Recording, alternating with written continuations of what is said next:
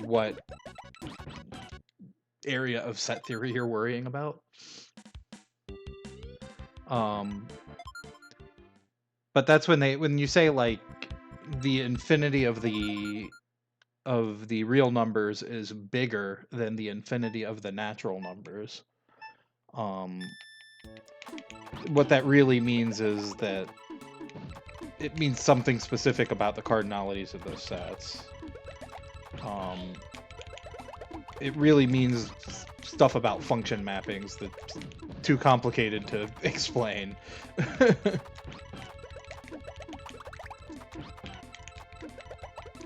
But more or less, it's like if you tried to map every single integer to exactly one real number, it wouldn't work. You would still have leftover real numbers.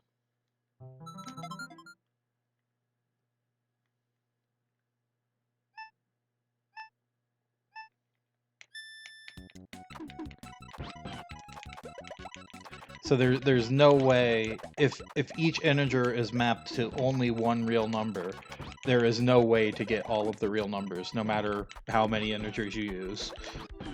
Even if you use all of the integers.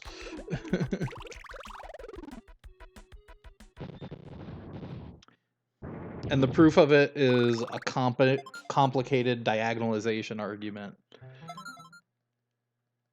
that's common in set theory, but not something that's easy to explain to somebody.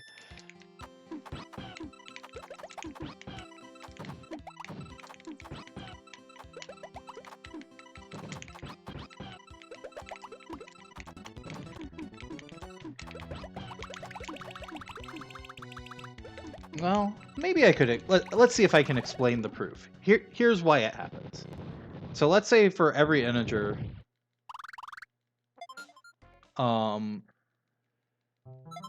there's a real number associated with it. I've probably seen it. I don't watch any of those videos, to be honest, but I've probably seen them at some point.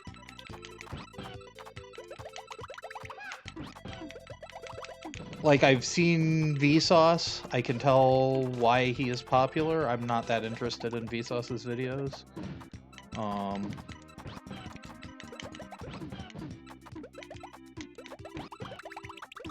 I think I've seen Numberphile too.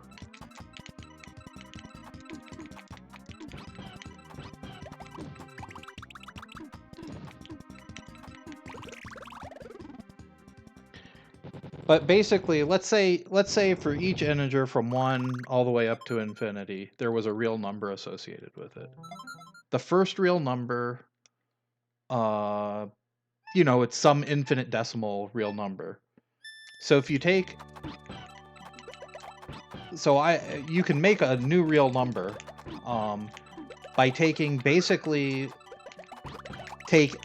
a digit that's... The first digit is different from the first real number. The second digit is different from the second real number. The third digit is different from the third real number. And so on forever.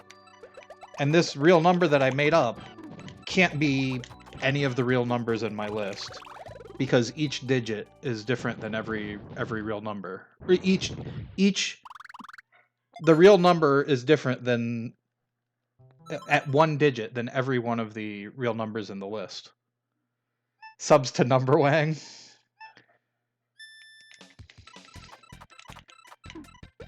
Yeah, this Numberwang got mentioned on Abby's channel at some point, and he's like, nobody's gonna know what this is. I was like, I know what you're talking about, but I didn't bring it up.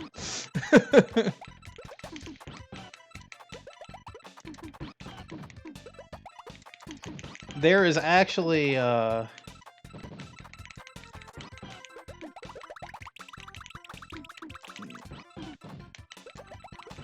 one of my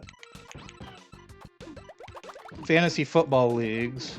Well, the main fantasy football league I was in, 1 year, I think I named my team before the draft. I named my team Numberwang, or something like that.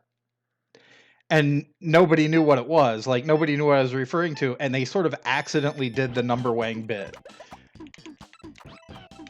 Because people just started making up what number wang was along the way.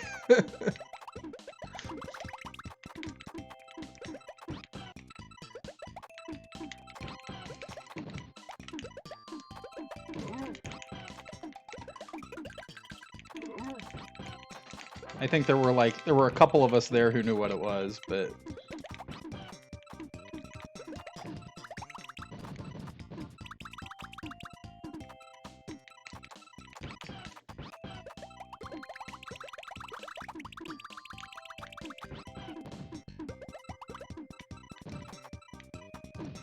Matt Parker.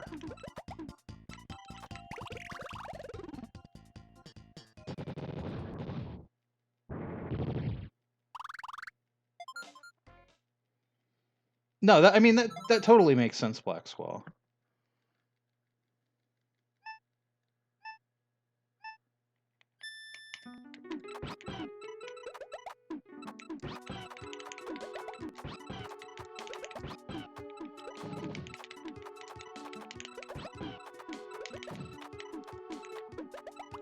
Like, I think that is what's great about those channels, is they do a very good job of elegantly, like, explaining really complicated ideas. Like, I actually think YouTube is, like, this is, like, the best thing about YouTube. Like, it is a great resource for learning things. I am math. I am math. I am math. I am math.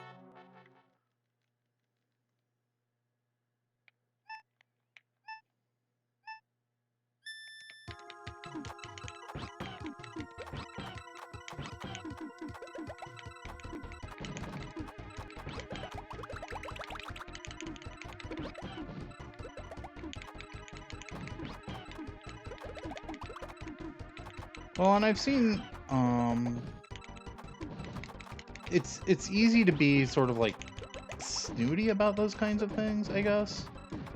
Be like, oh, that's not real, or they don't really explain it, or whatever, but I think that's pointless. There's basically, like, an XKCD about this, like, regarding,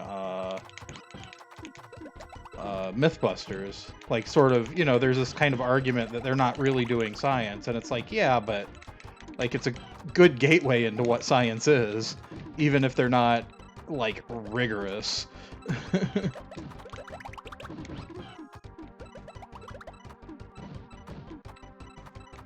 But I would say it's the same as a lot of those math channels on YouTube.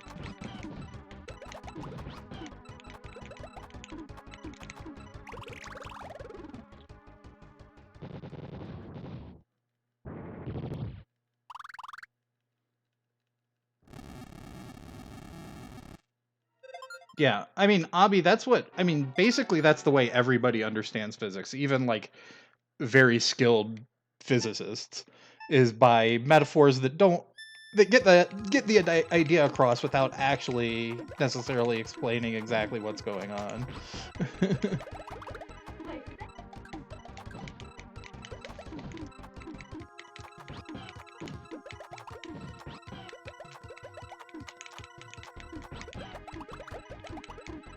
Like, a good example of this is,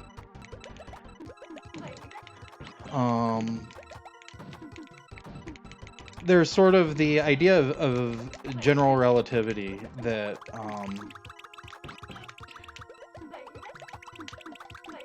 gravity,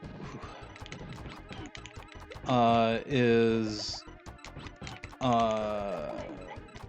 basically related to warps in space-time, right? And so, like, I think in a lot of, like, popular culture, we've seen, you know, examples where it's like, oh yeah, the idea is, like, what gravity really is there's, like, a hole, and it's, you know, there's, you know, kind of, sorry, the reason things are attracted to each other is you put it on this thing and it rolls down the hole. It's the shape of the universe that's causing it. But even that is, like, an analogy that relies on gravity, right? Like that hole only works if things get sucked down the hole only because we know things fall from gravity. So it's sort of like this tautology, but it gives you a slight idea of what the geometry, like why gravity works because of geometry, without actually correctly explaining it.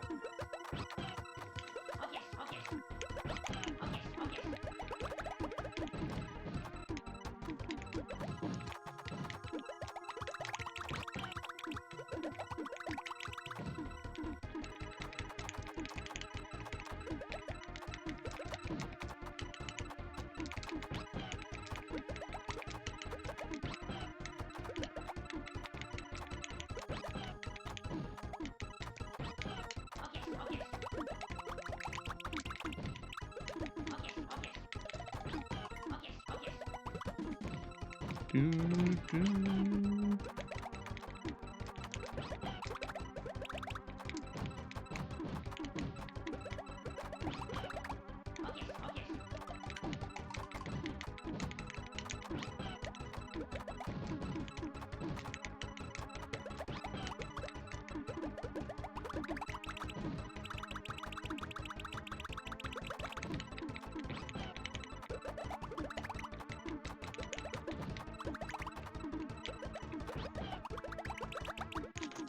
Oh, I thought I messed up with those greens. I thought I was off on them.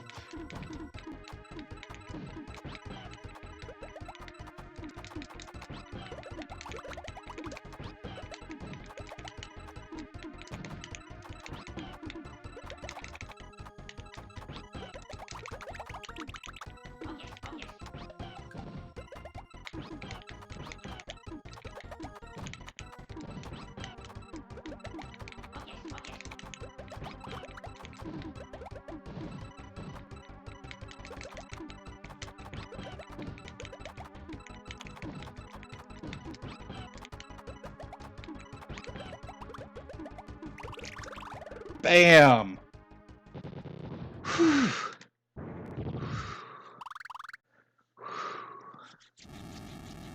Got him.